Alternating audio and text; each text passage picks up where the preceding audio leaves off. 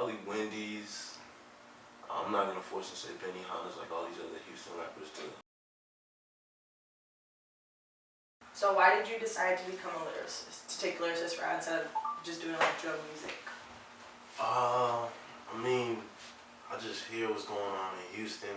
I really don't like it, and I just feel like people can raise the bar. Like the stuff people put on beats is it's not hot to me, you know. So I feel like I just want to change that. What message are you trying to send with your music? I try to send multiple. I do different songs for different days. Like one day you might be feeling down, you go listen to Church. One day you may need motivation, you go listen to Grievance. One day you want to hear a banger, you go listen to Hollows. And you know, even Hollows, like, I'm not a person who carries guns, but I still wanted to make something that the people in the hood can relate to. Like, I mean, my main motive I'm trying to push in my music is I rap for the people in the hood who want to make it out, not the people who want to stay in the hood, you know. Deep in the hood, there's a kid who's really trying to make it out, and I feel like that's what I'm connecting to. How did the collaboration of ASAP Ant come about? You know, I followed him. He followed me. We pretty much got to DMing. We just linked up and got it going. You know, people were rocking with the song, the audio. We linked up at South by Southwest, did the visual. It's moving pretty quick. So yeah, that's pretty much how that happened. We just linked up and got it going.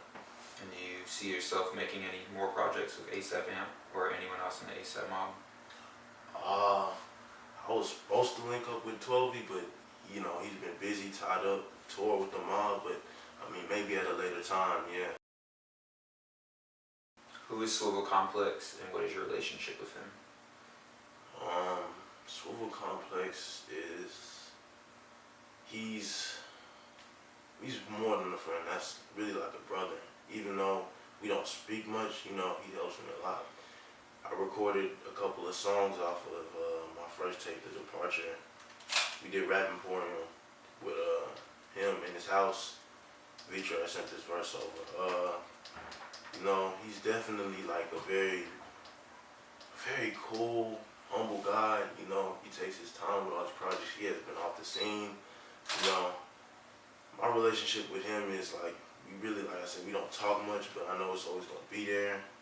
I mean, definitely, he's, the thing I like about Swivel is he's real to himself. Like, he doesn't, most artists will sell out for, you know, buzz or anything like that. The guy doesn't do nothing like that. Like, he's just worried strictly about his own sound.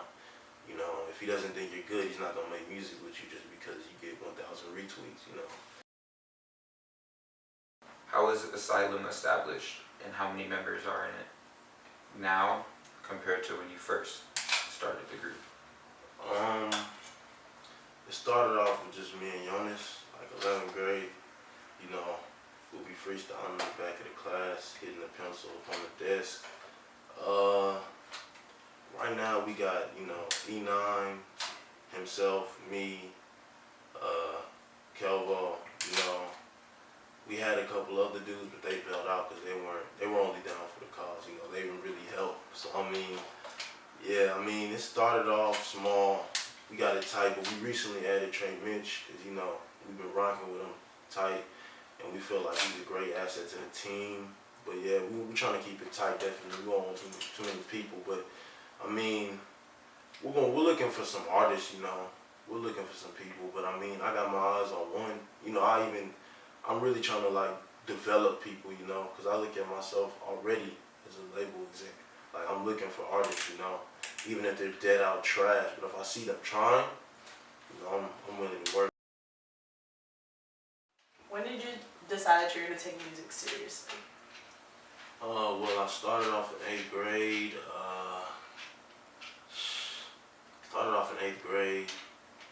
You know, I stopped 9th grade to play ball. I was actually pretty good at it. Had a lot of stuff going on in high school. Was never really focused in high school.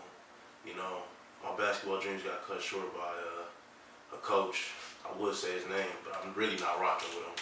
But yeah, got cut short by him. I was on the bench. I never got minutes at all. You know, and like Jonas was like, yeah, well, I want you to go back to rap.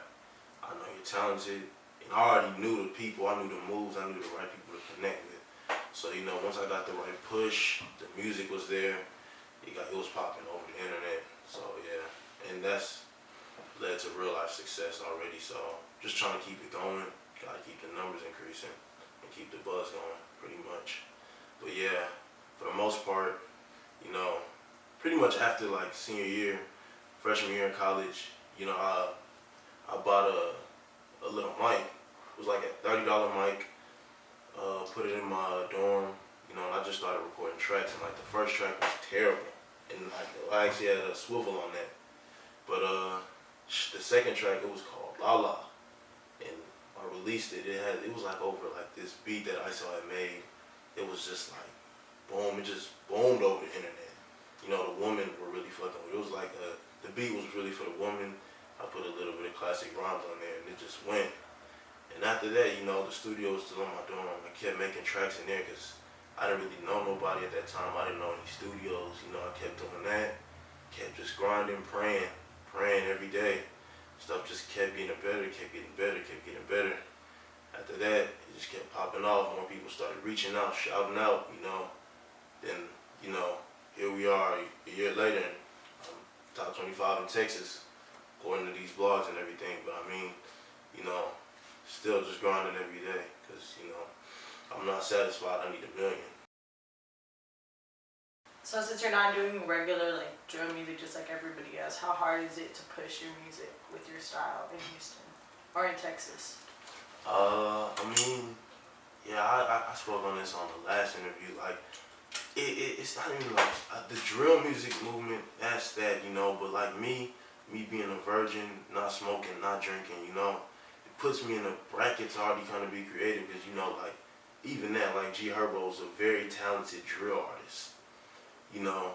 But like he still speaks upon those topics, you know, killing people. He just does it in a more better way than, you know, those guys who are really doing it. I guess it just makes me be more creative. Like, you know, I guess like, so what else are you really gonna do? You know, you gotta be lyrical. You gotta do this since you don't smoke. You don't go around doing all this stuff with girls. You don't drink. So I mean, you know, it just makes me be more creative. You know, and like I try not to bite too much. You know. So I try not to listen to as much music as well, but you know, pretty much I'm still just trying to be me. If your house was burning down and you could only grab one possession, what would it be? Probably my phone, man. Probably my phone, because that's where all the writtens are. Nothing really, I never really cared about, like, you know, I don't really rock designer, so all that shit, like, J's, all that, and I don't have none of that shit, so I mean, probably just my phone, man, to keep contact with all these people and try to keep the riches, because that's where all the connects come from. But probably that, man. Nothing else.